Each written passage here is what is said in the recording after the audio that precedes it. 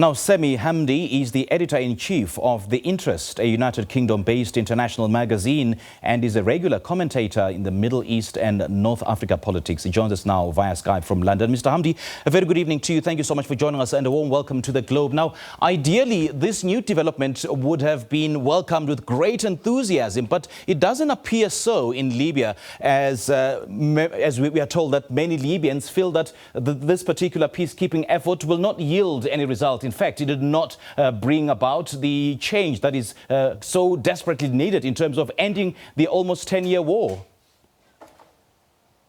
I think you said it yourself in introduction that the UN has chosen these 75 delegates to participate. The UN is deciding who represents the Libyan people, and the Libyans worry that these groups are not necessarily representative of the Libyan people themselves, and that has significant ramifications. Because many view this current political process as not necessarily designed to achieve a political solution for the sake of the Libyan people, but a power-sharing agreement between the different fiefdoms, between the different militias, between the different armed groups, to establish some sort of equilibrium where each will be able to embed themselves in the state in the expectation that any elections that do take place, the results will be engineered towards ensuring that they respect that power-sharing agreement.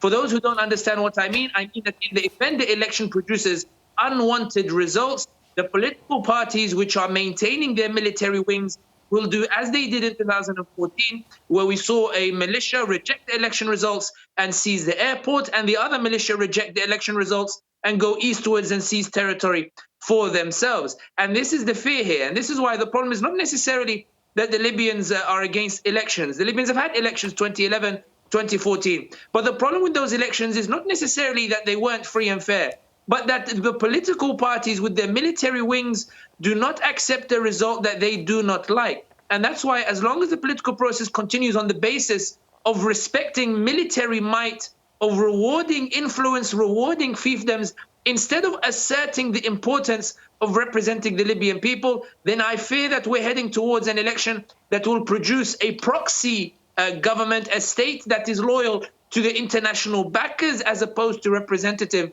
of the Libyan people. I'm actually glad that you touched on the loss of the Al-Watia air base, and that's obviously is a heavy setback for General Haftar, and in a way, it'll sort of help Turkey expand its air operations in the conflict on behalf of the Tripoli government. So do you reckon that the LNA's foreign backers are likely to step up their support, of course, in order to counter a string of Turkish successes since Ankara intervened in January this year? I think it's important to highlight that the reason the political process has lasted so long, and the reason the ceasefire has lasted so long, is because after Turkish intervention, the backers of Haftar, the UAE, Egypt and Russia reinforced Haftar to make sure that Turkey could not go eastwards and the internationally recognized government could not march towards the east, towards the oil crescent. And that established a dynamic that has not existed in the past in Libya, and that underpins this whole political process, which is that for the first time, the military forces on both sides are balanced. A military solution is no longer possible. The cost is too high. Haftar knows it, the GNA knows it, Agila Saleh, the representative of the Tobruk parliament, knows it, Russia knows it, Egypt knows it, UAE knows it, France knows it. All of these parties know that the military solution is not necessarily possible. And that's why the political process is engineered towards achieving a power-sharing agreement in order to entice the parties and say, you can achieve what you're looking for, your influence, your embedding in the state through the political process. And all of the parties believe that. And I think the evidence that the parties believe that is that we see GNA officials going to Egypt to try to secure support. We saw Ahmed Maitig, the deputy prime minister, go to Cairo last week. We saw Bashagha, the GNA interior minister, go to Egypt last week, almost in a bid to say to the Egyptians, support my bid for power, support my inclusion in the state, and I promise you this, that, and the other. For Turkey, the problem is a bit more complicated now. Even though they have Al-Watia, the Libyan factions are trying to woo Washington, are trying to woo Moscow, are trying to woo Egypt, all at the expense of Turkey, because Washington wants to push Turkey out and Russia out. And I think this is the final point I'll make on the political process, which is that while the Libyans are hoping for a political solution, the reality is that this UN-led process is the US storming in diplomatically because it's realized that its apathy has led to a Russian expansion. And this political process is all about establishing a means by which they can push out Russia and push out Turkey. It's not about the Libyans. It's about the US reasserting itself, and the US currently believes for the moment that the political process is the most viable means to push Russia out, while Russia equally believes that the political process is the best means to cement its expansion in the Mediterranean after its success, between quotation marks, in Syria, where it now has military bases overlooking the Mediterranean. And the fact that military commander Khalifa Haftar is backed by Egypt, Russia and the United Arab Emirates, is there perhaps a likelihood that there will be a hidden hand from these countries in the run-up to the elections and the elections themselves? I think from the UAE, definitely. I think Egypt and Russia have been trying to empower alternatives. Egypt and Russia are quite frustrated that Haftar doesn't listen and that Haftar tries to exert some sort of independent opinion. And it's important to highlight that a lot of reliable sources suggest that Egypt was not entirely confident that Haftar would win his Tripoli offensive. It was the UAE that really pushed it. I think there is a chance that the UAE might try to scupper the agreement. But we have to remember that there is a Biden presidency coming, and the UAE is a bit concerned. It's hard to imagine the UAE seeking to scupper a political-led process that is heavily led by Washington.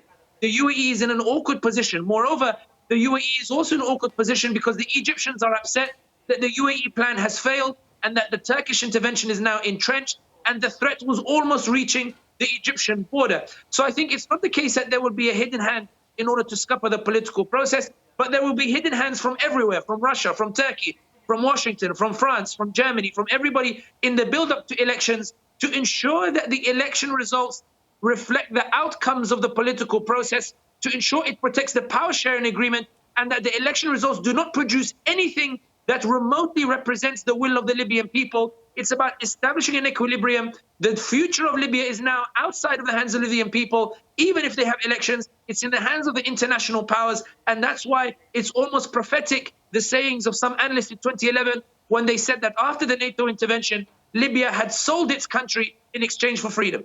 The reason I'm asking is that, over the last few years, foreign powers have increasingly intervened in Libya and the Libyan civil war, ostensibly to defend its economic and strategic and as well as economic interests. I mean, the GNA, for instance, is backed by the United Nations and the Western countries together with Turkey, Qatar and Italy, while on the other hand, the LNA enjoys the support of, I believe, Russia, Egypt, UAE, Saudi Arabia, and to a lesser extent, France and Jordan. And we know that these foreign powers have flooded Libya with weapons and drones and in the process, violating a UN arms embargo. So in the medium to long term, and broadly speaking, Mr. Hamdi, should this be construed as a war between the foreign powers or the foreign backers who are supporting some of the forces in Libya?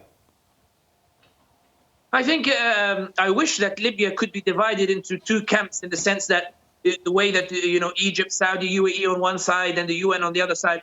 But the reality is far more complex. The US was more than happy to watch Haftar attack Tripoli. Europe, they watched Haftar attack Tripoli. And the reason is because privately and deep down, they believe that Libya, because it threatens the security issues and exacerbates migration issues, if Haftar can bring stability, why not recognize him? The international community does not support GNA or LNA. They support stability, they support security, even if that's at the expense of democracy. And that's why when Haftar was winning and when Haftar was strong, they sat back and watched. When Turkey intervened, they suddenly went back and tried to support the GNA. You are correct, in my opinion, in that the international powers are the ones that will decide Libya's future. But it's not as straightforward as Egypt, UAE, Russia on one side. And because, for example, Turkey on one side, Russia on the other side, but they have a Libya working group. They are ironing out how to divide the cake between them, how to divide Libya between them. The US is coming to try to push both of them out. It's ready to work with GNA and ready to work with LNA. Germany just wants any solution. Just stop the migration crisis and stop bringing any excuse for the far right to increase their support in Europe. Bring me a political solution. I don't care if it's democracy or not democracy. So the international powers are not interested in GNA or LNA. They're interested in who can bring stability, who can protect my gains, who can protect my influence. And that's why we see Bashagha from GNA going to Egypt, which backs LNA. We see Maiti going to Cairo, even though he is GNA and against the LNA. And we also see France, which supported the LNA, which supported Haftar, also securing support from members of the GNA. It's a free-for-all. It's militias with individual fiefdoms who loosely operate under these umbrellas of GNA and NNA, all now vying for the premiership of Libya. And now it's all about securing that power sharing agreement at the expense of the Libyan people and ensuring that any elections, even if force is to be used, force will be deployed if they feel that the elections do not go their way. And that's why it's a very precarious moment. We can celebrate that there will be elections, but this is not the end by any stretch of the imagination. And if, for interest's sake, one of the parties reneges on this particular agreement, then who then should wield the political influence to impose sanctions on that party? Should it be the local authorities or should it be the international community? I think your question places too much faith and hope in the international community that did not react when Sisi overthrew a democratically elected president, that did not react when the Houthis overthrew the democratic transition in Yemen, that did not react when Assad started butchering his people in Syria, and that intervened in Libya and bombarded it and then abandoned it and left it as roaming militias. I don't think the pressure is going to come from the international community. I think what applies in Libya is the famous verses of a Tunisian poet, Qasim al-Shabi, when he said, there is no justice until the powers are balanced, until the militias realize that there is no military solution. And by that, I mean a Turkey being entrenched on one side, Russia being entrenched on the other side, ensuring that there can be no political solution, military solution. I don't think there can be a political solution. I think the reality is the enforcement mechanism of the political process will be the presence of Turkey on one side and presence of Russia on the other side, and achieving that power equilibrium which the US is trying to assert. It's a sad story, it's a dark story, it's a very crude way of saying it, but if you remove these dynamics, and this is why I said the dynamic that underpins the political process is the balance of power. If you remove Turkey or Russia and you remove that balance of power, the militias will go back to fighting. So I think the enforcement mechanism is the dark reality of the continued presence of some of these international powers on the ground that at the current moment are preventing the militias from fighting one another. All right, Mr. Hamdi, thank you so much for your thoughts and for your analysis. We appreciate your time.